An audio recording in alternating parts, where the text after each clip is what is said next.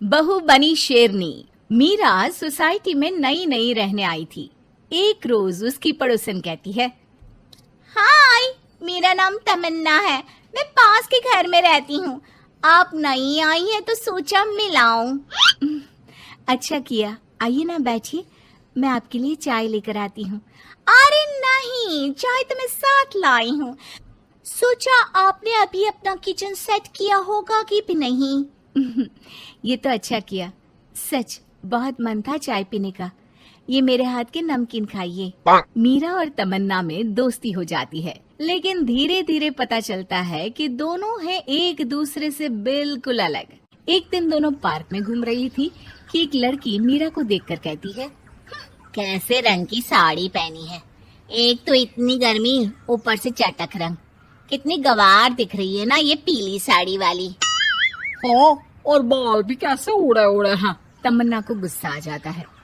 हाँ, तो उसके उड़े हैं ना, तुम लोगों को क्यों जलन हो रही है?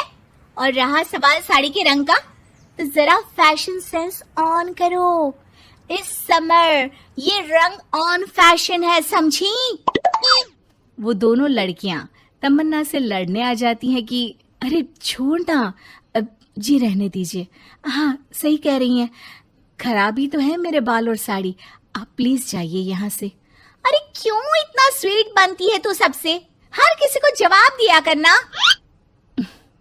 अरे क्या करना है, वो बुरा बोल रहे हैं तो अपना मुंह भी खराब कर ले क्या? ऐसा नहीं होता है, किसी की बुरी बात सुनने का मतलब है कि वो लोग सही बोल रहे थे। अरे किसी के बोलने से क्या होता है, हम क्यों अपना मुंह खराब करें? खैर, मीरा शांति से रहती, बच्चों को देखती खिलाती।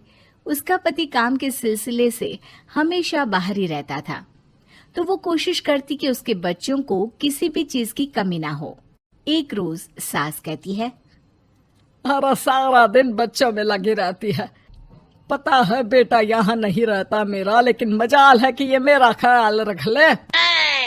माफ करिए माँ जी, वो मयंक को स्पीच थेरेपी दिलाने ले गई थी, मैं अभी आपकी चाय बना देती हूँ। अरे चाय नहीं चाहिए, चाय पिला पिला कर मार दे तू। तेरे बाप ने बोला था कि शादी के वक्त 2 लाख देने के लिए, अभी तक 1 लाख दिए हैं, बाकी के पैसा कब देगा?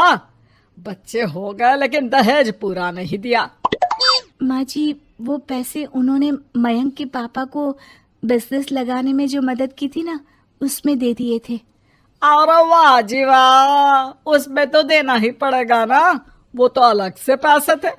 तू रोज खाती है पीती है, उसके पैसे कहाँ से आएंगे? और ये तेरे बच्चे। तभी मीरा को गुस्सा आ जाता है। वो सास को आंख दिखाती है और सास कुछ सोचकर वहां से निकल जाती है। तभी वहां मीरा की दोस्त आ जाती है। क्या कह रही थी? कौन से पैसे ले लिए तेरे पापा ने? मीरा मुस्कुरा देती है। अरे वो पुराने लोग हैं ना, अपने तरीके से सोचते समझते हैं, छोड़ ना। और बता कैसे आना हुआ? अरे तेरा कुछ नहीं हो सकता, मेरी सास होती ना तो ऐसा मुंह तोड़ जवाब देती कि देखती रह जाती। मीरा मुस्कुरा देती है। मीरा सारा दिन घर का काम करती, शाम को तमन्ना के साथ अपने बच्चों को लेकर पार्क में जाती, जहां दोनों के बच्चे मिलजुल कर खेलते। अच्छा तमन्ना, मैं कुछ दिन बिजी रहूंगी, हस्बैंड आ रहे हैं ना, तो अगर मैं ना आ सकूं तो तुम आ जाना बिना कुछ सोचे। मीरा घर आ जाती है जहां पति पहले से ही मौजूद होता है। तो मोहतरमा, वक्त मिल गया पति के लिए? अरे आप तो कल आने वाले थे ना? हाँ, लेकिन सरप्राइज देने की सोचा तुमको। कहाँ गए थे बच्चों के साथ? अरे बस पार्क तक गई थी बच्चों को खिलाने के लिए।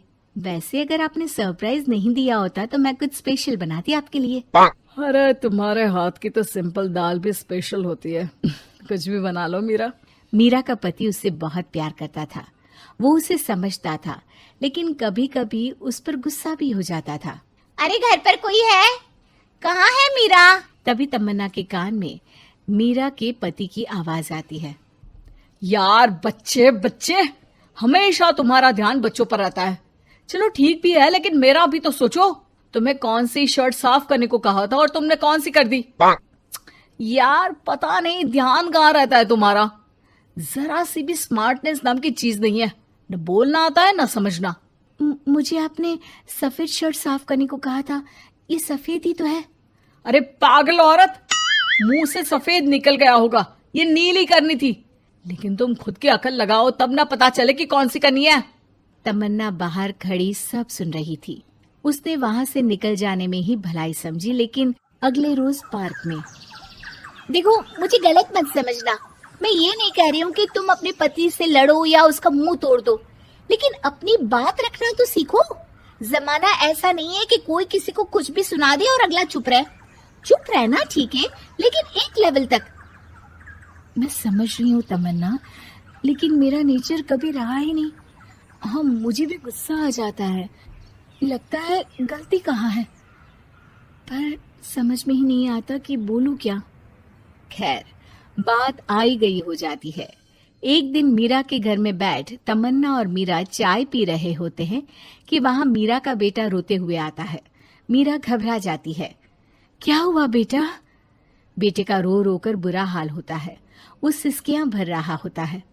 क्या हुआ बेटा, कुछ तो बताओ। तभी पीछे से मीरा की बेटी भी आ जाती है।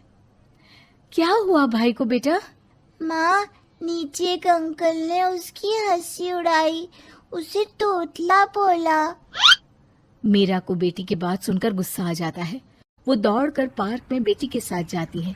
तमन्ना भी मीरा के पीछे जाती है।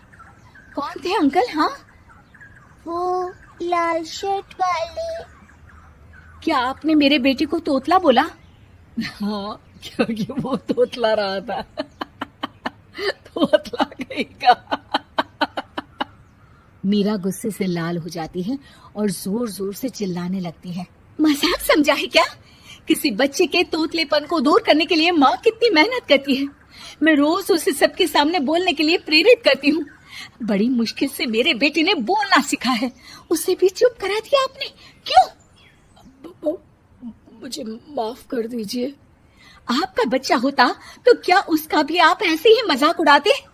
देख लीजिए मिस्टर, साफ बता दे रही हूँ, भूल से भी मेरे बच्चों का मजाक उड़ाने की कोशिश की तो बहुत ज्यादा बुरा हो जाएगा। तमन्ना दूर खड़ी मीरा का ये रूप देख रही होती है।